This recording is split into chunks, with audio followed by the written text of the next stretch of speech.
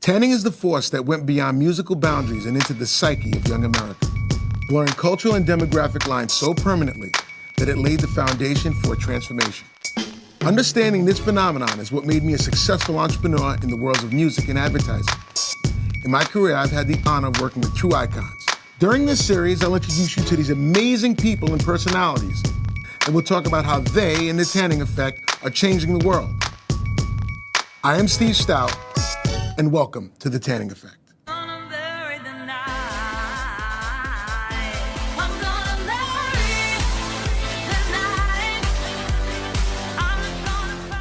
Today I sit down with the lady at the center of fashion and pop culture universe today, Miss Lady Gaga. Hello. How you doing? I'm so happy to have you here. Nice to see you, There's Steve. so many things that I want to ask you. I just got on Twitter recently and I put it out there. I said, I'm going to interview Gaga. I asked, what questions do people want to hear, you answer?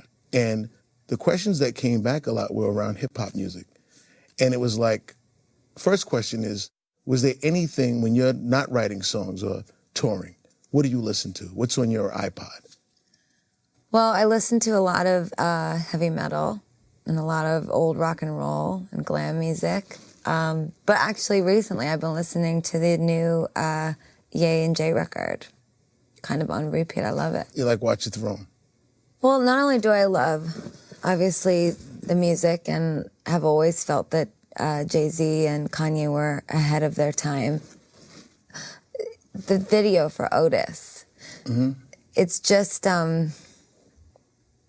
there's something so incredible about the fact that they took this car that years ago, they would have shined the Maybach up, waxed it, shined a beautiful light off of it, and would have heralded the newness and the expensiveness and the luxury of the vehicle, and yet they walk in and they f this car up, and it's all about saying hip hop has changed and we're moving in a new direction.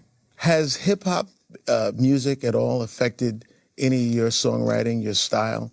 Of course. I mean, I think it was always the lifestyle of hip hop. The sort of celebration of decadence as the cherry on top of success.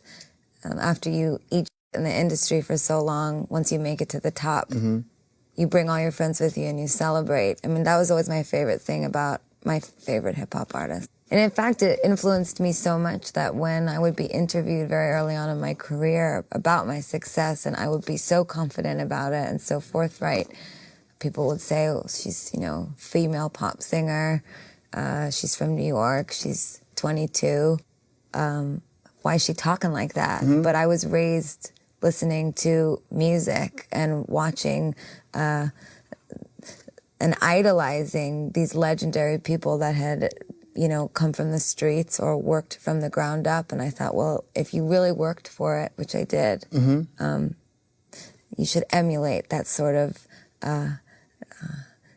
gratitude. So you've transcended many generations and demographics with your music. You've put your little monsters are 60 and 16-year-olds. You got gay and heterosexuals coming together and black, white, and indifferent. Talk to me about, what did you do? How did you bring all of these different generations together and different people together and you just transcended lines that most artists can't? The most basic thing that I could say is just that there's nothing exclusive about what I do. Nothing exclusive about the music, nothing exclusive about the approach, nothing exclusive about who's invited to the party. Everybody's invited to our party. And there's really no group or any lifestyle that I don't sing about.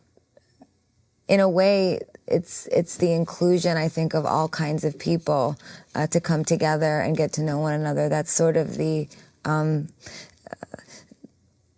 greatest thing about the Monster Ball. Did you have a specific tanning moment? I was always making music for everyone, and I was never targeting my music to the masses